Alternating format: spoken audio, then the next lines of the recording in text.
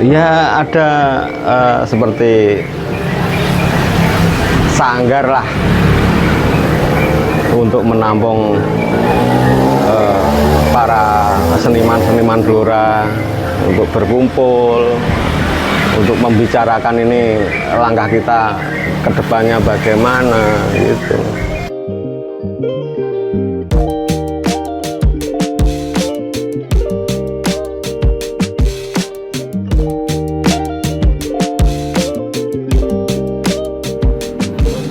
Bisa diceritakan mulai menjadi pengrajin patung Ya. ini sejak kapan?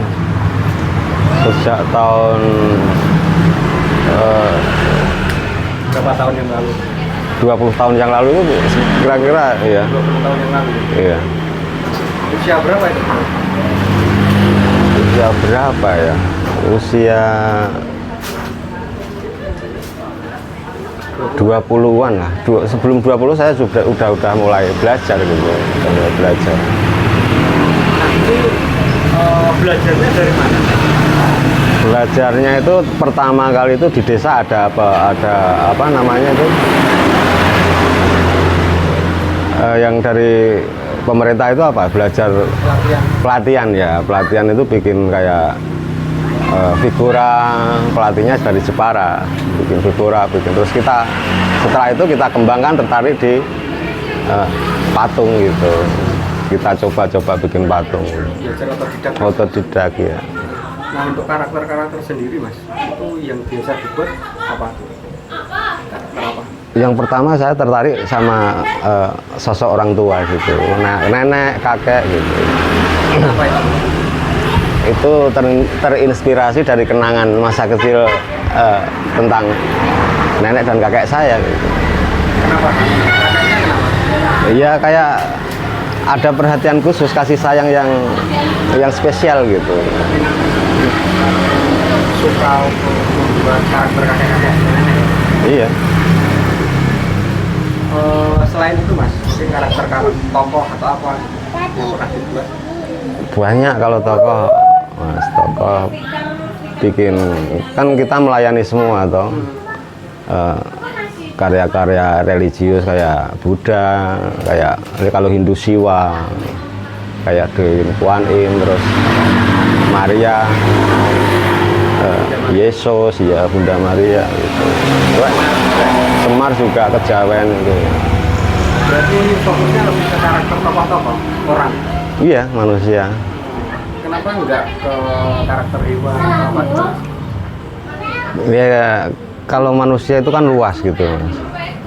Semua yang ada di semesta itu ada di manusia sebenarnya kalau menurut saya pribadi gitu. Sifat-sifatnya manusia itu kan tak terbatas gitu, karakternya, sifatnya. Jadi asiknya itu kita bisa menjiwai di saat kita bikin orang tua, kita harus bisa membayangkan seandainya kelak kita tua, kita mikirnya gimana, persiapan apa gitu. Termasuk karakter tokoh orang lain. Iya, kalau misalnya bikin Yesus, kita harus tahu Yesus itu siapa, perjalanannya bagaimana, sifatnya bagaimana. Jadi di saat kita memahat, kita bisa menjiwai. Gitu. Nah, kemarin kan juga membuat patung Soldier Samin ya, Mas? Iya. Nah, itu gimana? Berapa lama mengerjakan itu? Kalau saya bikin repro foto atau gambar kepala gitu biasanya paling lama 1 minggu. Paling lama Paling lama 1 minggu. setiap satu tokoh itu ya? Satu tokoh 1 minggu. Nah, kesulitannya apa? Kemarin Ya kesulitannya itu kita juga harus tanya pada banyak orang. Nggak menurut kita sendiri. Kalau menurut saya bilang mirip, nanti kebanyakan orang bilang nggak mirip. Harus sebelum ada orang datang, dia belum tahu ini bikin siapa, kita tanya, kita tes, ini siapa. Kalau sebelum dia tahu kita mau buat apa, dia bisa jawab, berarti itu sudah ACC gitu, sudah sukses. Jadi sudah dikenali. Misalnya Mbah Samen, oh ini aku gawe, saya ini bikin siapa, oh Mbah Samin Suro Sendika, berarti udah karya saya sudah clear gitu. Sesuai dengan karakter Mbah Samin. Iya, kita juga harus tahu cerita tentang Mbah Samin itu sosoknya keras, pendiriannya kuat kan gitu. Ajaran-ajarannya tentang sedulur sikap, kesetaraan gitu. Berarti jangan hanya bisa milih, tapi harus bisa karakternya bisa muncul. Iya, ya itu yang inti memang. Intinya memang karakter harus muncul toh.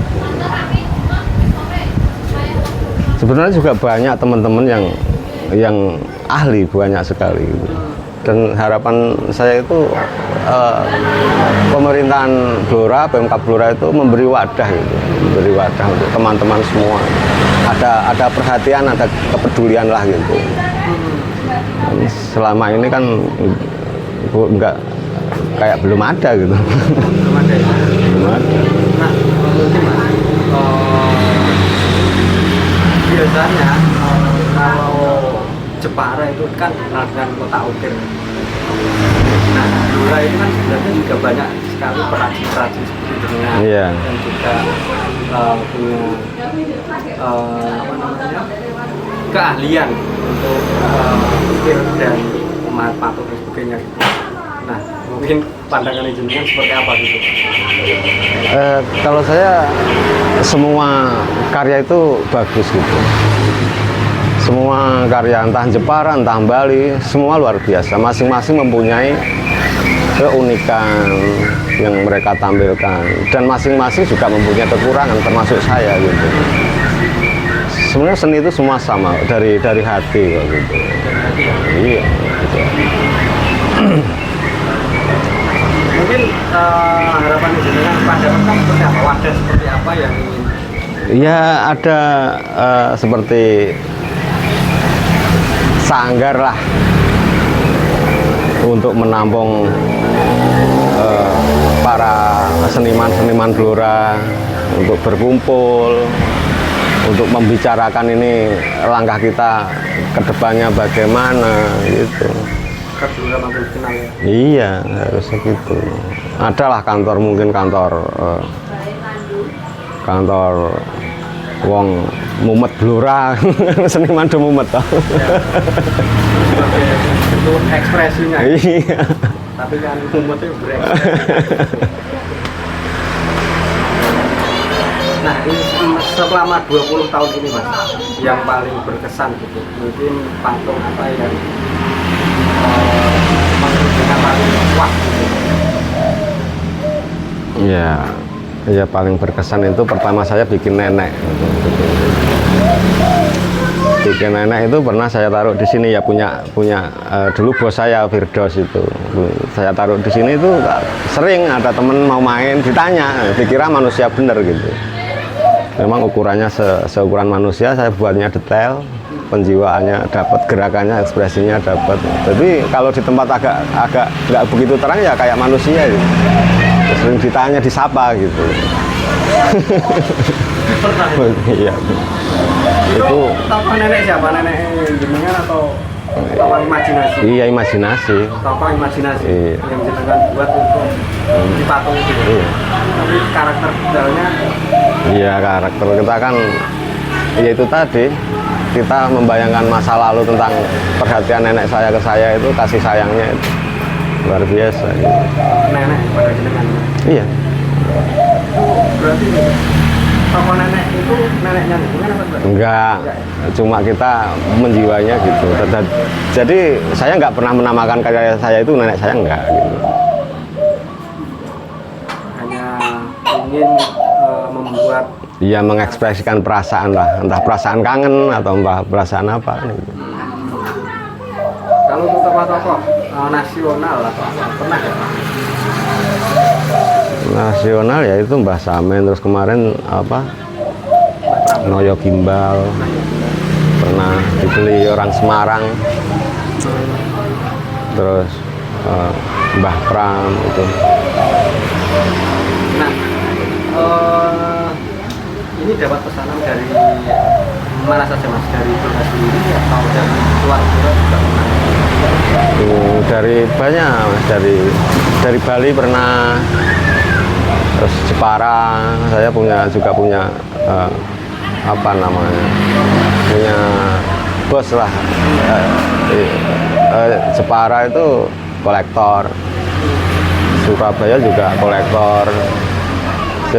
Jadi ada beberapa orang yang beli nggak untuk dijual gitu, untuk dinikmati sendiri, dipajang di rumah.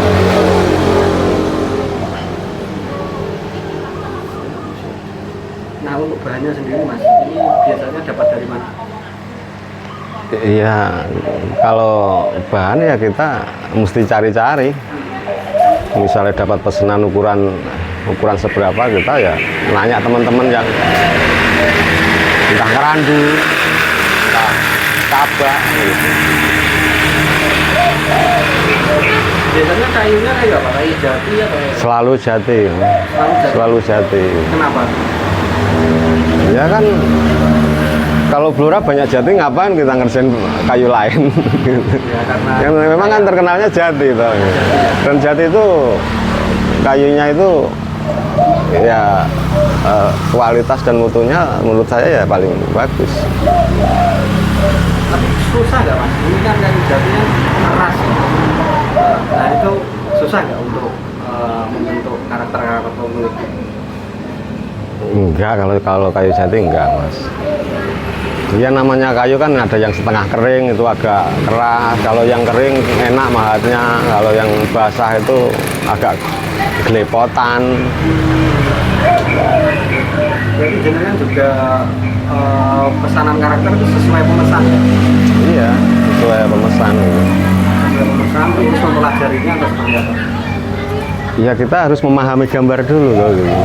Iya, wajah seperti ini tuh kalau bisa kan kita nggak butuh cuma wajah dari depan tok, harus dari samping juga. Jadi tonjolan hidung seberapa, bangkir atau pesek kan gitu. Harus dipahami sampai Iya, dari dulu. pernah menggarap barang yang barangnya dari akar jati nggak? Dari apa? Akar jati Ya, rata-rata kan akar ini. rata-rata akar ya? Akar rata-rata akar. Limbah akar gitu ya? Iya. Ini berarti jenengan menjual jasa atau menjual gimana ini? Iya, nggak mesti. Kadang-kadang kalau pas nggak ada pesanan kan kita juga berkarya sendiri gitu, buat dagangan atau apa gitu. Juga dagangannya itu dijual apa? Via apa? Online atau apa? Kebanyakan online kalau sekarang. Online? Iya. Media sosial atau apa? Iya, media sosial. Nanti lewat, biasanya kan saya punya barang, terus temen, ini dagangan apa pesanan, ini dagangan, tak bantu jual ya kan gitu. Terus dia diperlihatkan sama bosnya dia kan gitu. Terus diberi kontak kita, terus kita tawar menawar gitu. Tapi untuk pemasaran sendiri menjadi tantangan nggak Mas? Ya tantangan lah, tantangan juga. Tapi dengan adanya media sosial cukup terbantu ya? Ya cukup terbantu Mas, kalau ada lebih jangkauan lebih luas toh. Ya.